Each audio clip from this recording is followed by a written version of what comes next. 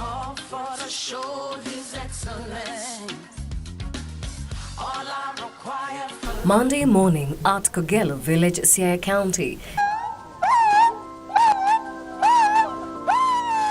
Nearly 1.5 years after he left office as the 44th President of the United States of America.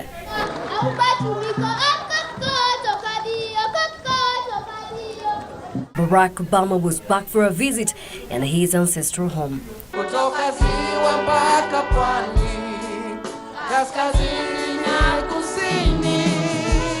His first visit since leaving office in January 2017.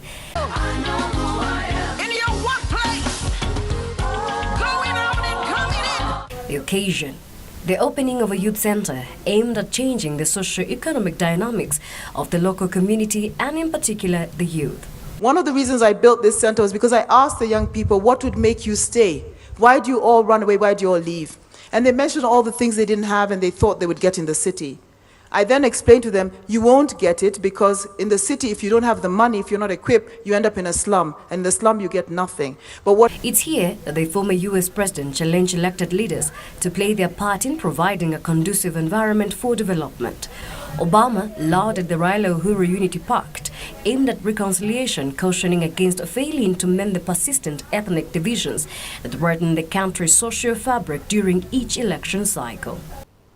We now have a president and a major opposition leader who have pledged to build bridges and have made specific commitments to work together.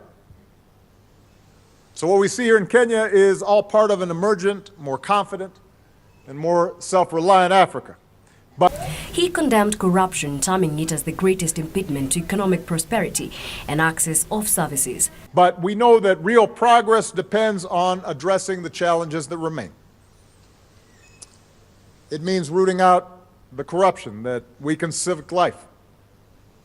It means no longer seeing different ethnicities as enemies or rivals, but rather as allies, and seeing the diversity of tribes not as a weakness, but as a strength. Later, the former U.S. head of state would officiate the opening of the youth center, dubbed Sauti Kuu Vocational Center, urging youth to play a proactive role in development. The center is a brainchild of his sister, Dr. Obama, who says the vision was born out of a need to empower children from poor backgrounds to access practical skills and utilize their talents for development. if you work hard enough, we can replicate this with huts. It doesn't have to be bricks and mortar. So I'm telling you, please, everybody, apart from annoying you with gonya, gonya, konya, konya, please don't just talk about it.